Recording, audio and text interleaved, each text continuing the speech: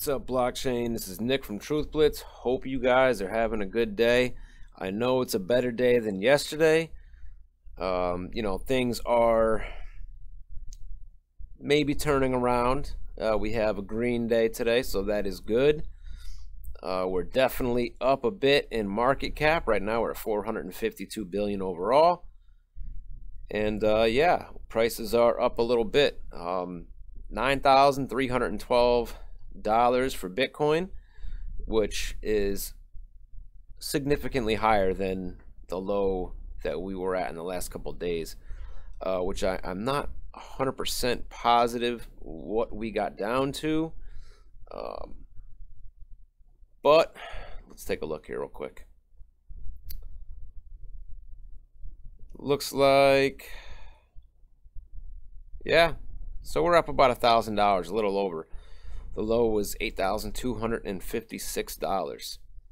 So definitely good. Cardano, I definitely bought some more of that recently. I'm glad I did. We're up 29.14%. So I got that when it was down a little over 30% one day, and now I'm up. So I did buy a little more EOS. However, I think I am going to buy even more. And I just bought some Dent today for the first time. I hadn't had any Dent.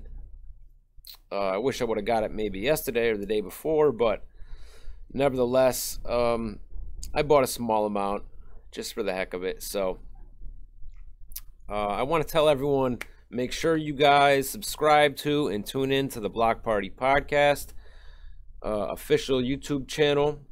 Our episode today is featuring the one and only Dr. Jim Willie, editor of the Hat Trick Letter of GoldenJackass.com. If you guys don't know who Jim Willie is, maybe you've been living in a cave, I don't know.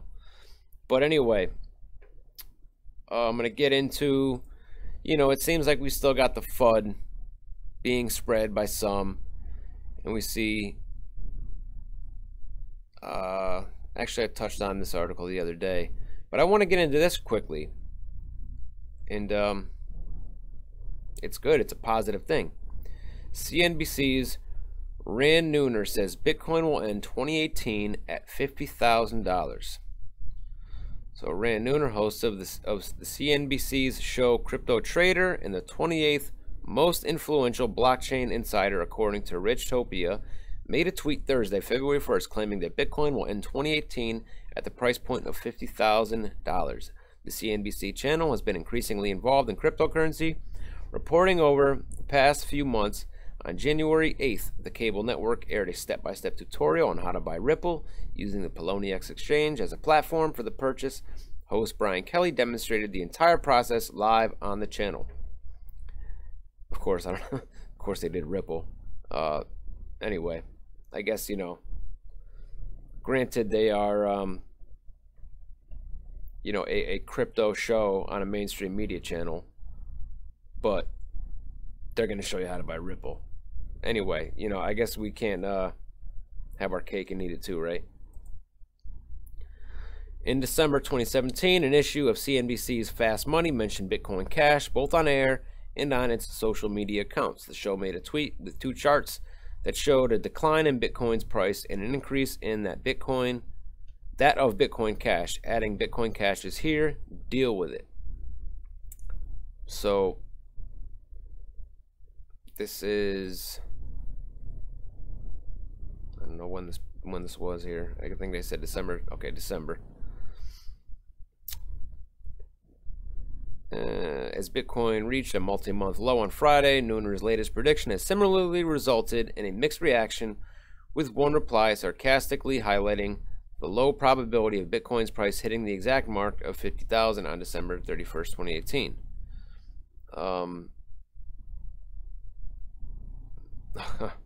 Well, the odds of it being exactly 50,000 at, okay, so these people are getting a little bit petty. This tweet here is kind of ridiculous, the response here. Shame on you for promoting Bitcoin Cash. You really got some some people who just really hate Bitcoin Cash. I have a very non-biased standpoint on that, and I've talked about that before. Listen, I'm here to make money, and if Bitcoin Cash allows me to make more money, I'm not mad at it. So that's where I stand on that. Anyway, so I just wanted to share this article. You know, we need to hear something good, because there's a lot of people who in the last few days, a little longer than that even, but especially the last few days, have been, it's funny, Omar Bam put out a video last night or yesterday, and just talked about the overall sentiment in the space. And you know, he started the video off with it was funny the way he started it off, but a lot of people are just, you know, oh, it's the end, you know, Bitcoin's dying, cryptos are dying, this is the crash, it's all over. Like they haven't seen what's happened with Bitcoin over the last, you know, 8-9 years. This is nothing new, and I talked about this yesterday. These things happen, corrections happen. Yes, the price of Bitcoin is higher, so the price went down more, but percentage wise, the correction that we saw, that we're recovering from right now, hopefully, is no different than previous corrections percentage wise. So this is what happens, and Cliff Highs talked about this. You know, Bitcoin, you know, when it reaches $60,000, could have a correction back down to 30, and people are gonna freak out and say the same thing. Oh my God, it's over, you know, because everyone is feeling real euphoric on the way up to 60, like we just were on the way up to 20. So same thing's gonna happen. Anyway, if you haven't seen Omar from Crypto's News, his video last night, check it out. Good video. I'm a follower of his. I love his work. He's a real good dude. So if you haven't already subscribed to his channel, go check him out. Anyway, this is another one I wanted to touch on, and I touched on this the other day, but it's you know, more and more people are starting to wake up to what's going on and the money that's being made in cryptos. So I'm not going to get too much into this, because I did do a whole video about it not long ago, you know, a couple weeks maybe. But I am going to touch on this again, because like I said, more people are talking about this.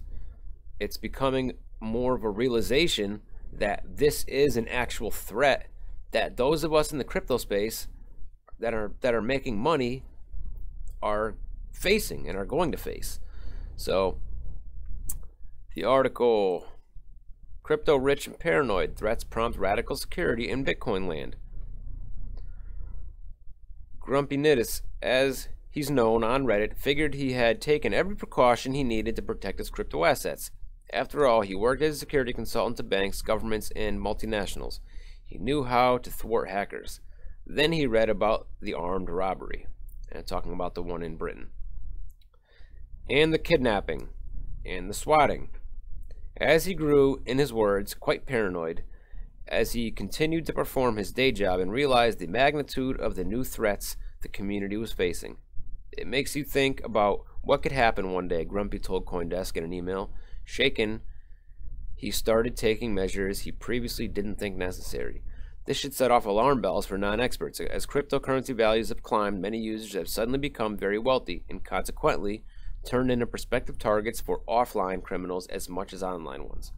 A number of investors are on high alert and trying to keep low profiles, realizing that not only their money may be at risk, but also their personal safety.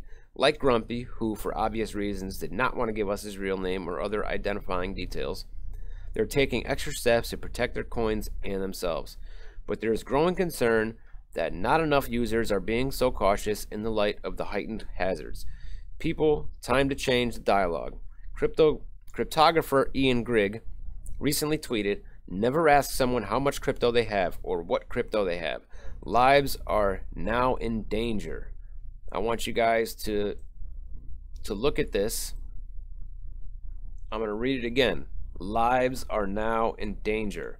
I personally know people, I mean, not personally, I know them online, but I have no reason to not believe them, that have made substantial amounts of money.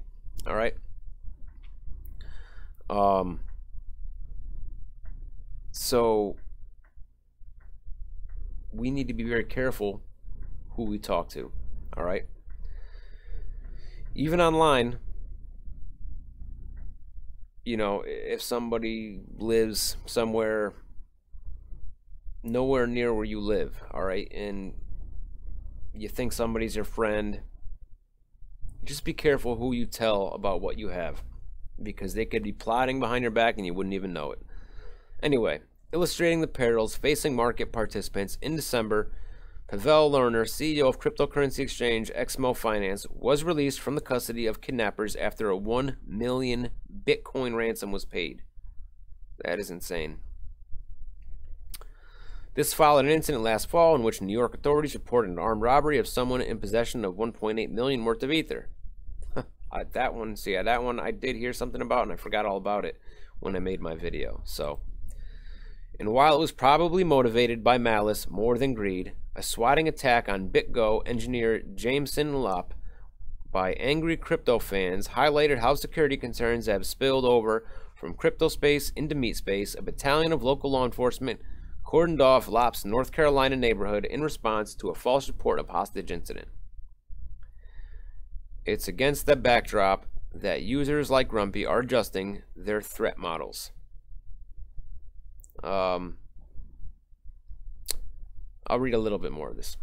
Previously, Grumpy stored the private keys to his cryptocurrency using an ingenious strategy of embedding an encrypted vault in a video file. But he switched to the Ledger Nano S, a pocket-sized hardware wallet. Storing the private keys in a vault is good for cold storage, but when you want to use the wallet, you'll have to expose your key to your PC, Grumpy said. A device like the Ledger, on the other hand, keeps the keys unexposed even when plugged into the computer that's connected to the internet. Instead, the hardware wallet sends a signed message. Still, Grumpy wasn't taking any chances. After receiving the Ledger in the mail, Grumpy took the thing apart to verify the chips. He also double-checked the signatures that are generated by the device. This to be 99.99% sure that the device itself is genuine and hasn't been tampered with, he said. This level of care underscores the added value of personal responsibility the crypto world now faces in a new security environment. It's like moving from an apartment where the building security is already provided to a private home where you are responsible for your own security, William Mogiar, the author and investor, told CoinDesk. Most consumers, he said, have yet to make the mental jump to this new reality, which requires not only new skills and know-how, but critical self-discipline. An 8-letter password in your head is no longer sufficient, Mogiar said. Multi-factor authentication, multi-signature arrangements, paper wallets, best kept in a safe. Hardware devices like the Ledger, PIN codes, and recovery phases are now all baseline measures. Yet, much of this is too complicated for the average consumer, Mogiar said. And by the way, I do want to say that Ledger is the way to go. It is the safest hardware wallet. I am going to switch to a Ledger myself. The Trezor has vulnerabilities. If you ever lose your Trezor because of the chip they use, and I believe that the other one there, the Keep Key, is the same as well. Because of the chip they use, if somebody ever stole your Trezor or you lost it,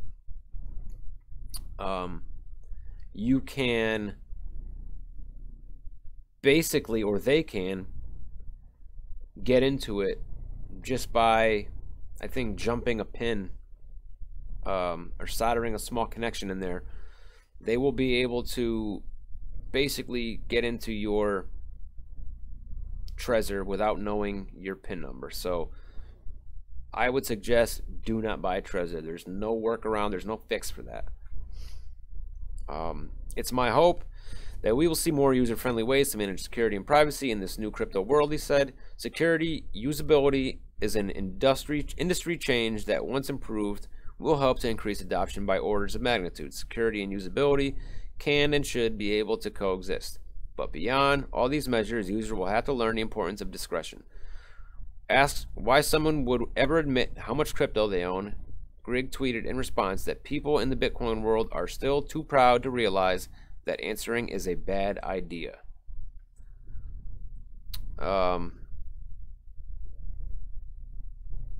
Let's see.